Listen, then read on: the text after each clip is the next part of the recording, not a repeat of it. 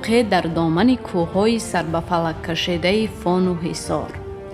دهه دوردست سرطاق که در ناحیه عینی ولایت سوخت واقع است، طبیعت دارد جالب، دیدنی و بی‌مثل و مانند.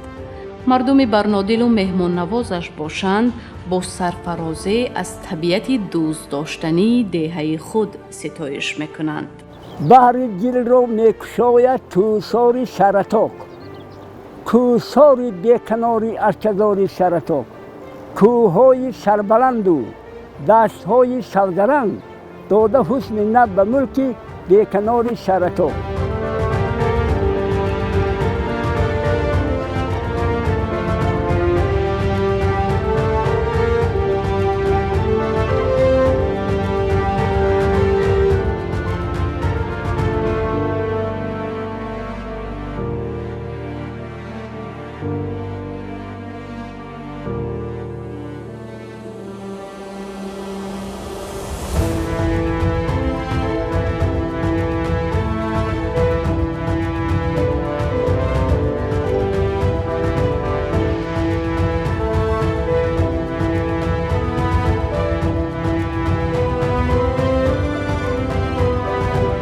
موضع طبیعی پنج چشمه دردانه است درون کوههای سر به فلک کشیده دهه سرطاق. پنج چشمه نام گرفتن موضع از آن سرچشمه می گیرد که از هر گوشه کوه عظیم پنج چشمه جاری می گردد که خصوصیت خاصی دارند که از یکدیگر فرق می کنند. چشمه شفا خصوصیت دوا بخشی، چشمه محبت خاصیت مهر افزایی، چشمه شهرت خصوصیت نامداری، چشمه مراد خاصیت عملی نمایی آرزوهای نیک و چشمه ثروت خصوصیت غناوت و دولتمندی دارد و گفت ساکنان این محل.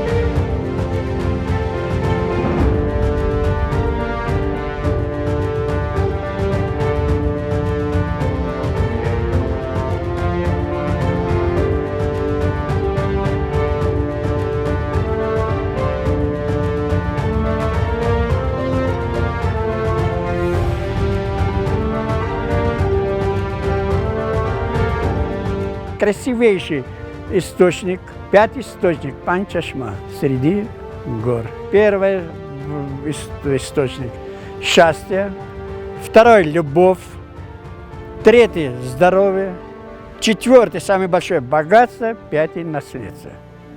Вот выбирайте, из какого родника, с источника пить.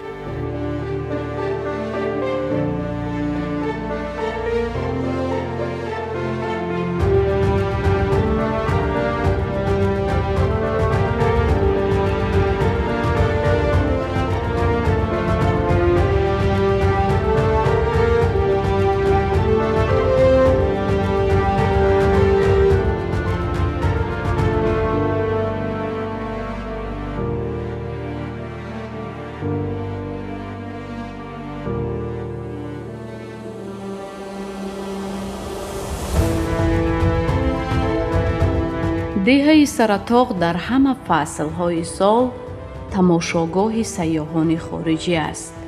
طبیعت زیبا و دیدنی، آبهای تشنه شکن و شفابخش، هوای دلکشا و منظره‌های دلفریب و مردم مهنت‌قرین این دیار دقت ده‌ها سیاحان خارجی را به خود جلب نمودند. Привет всему Таджикистану! Проехали через ваши супер красивые Фанские горы. Мы просто останавливались каждые 5 минут, чтобы фотографироваться, чтобы наблюдать, созерцать запечатлеть вот это моменты, потому что они бесценны. Просто ехали, я говорю, глаза просто вытекали от красоты просто. Я говорю, Красота на самом деле неописуемая. Горы постоянно разные, не то красные, то синие. мы такого в жизни ни разу не видели. Для нас мы были в Крыму, в Алтае, на Камчатке, во Владивостоке, но на Кавказе были, такой красоты не видели. Мы просто, ну реально мы опытные путешественники, много где были, но для нас это вот этот эффект вау произвела вот это место, вот честно. Мы просто останавливались, кричались, обнимались. От Просто, счастья. да, от счастья. Просто не хватало еще плакать, честно.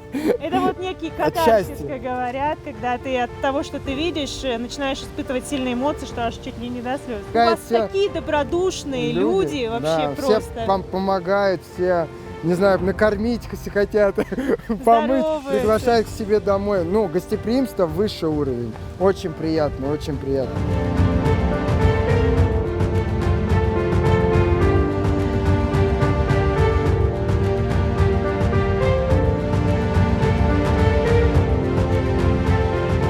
ман зиёда аз 8 давлатҳои дунёро сафар кардам. дар бузургтарин меҳмонхонаҳои давлатҳои рушдкарда будам. надонам бузургӣ табиат аст ки ба мардуми шумо шукӯҳу самимият бахшидааст ё баръакс бар нодилии мардуматон аст ки порчае аз биҳиш насибашон гардидааст. I like Tajik people. Tajikistan वापस.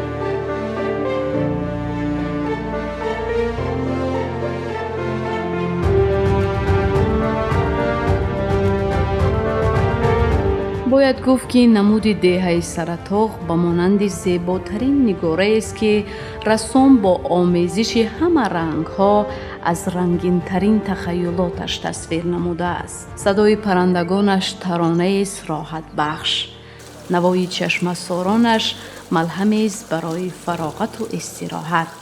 пас аз дидани ин ҳама зебогӣ бо ор метавон гуфт инҷост Тоҷикистон.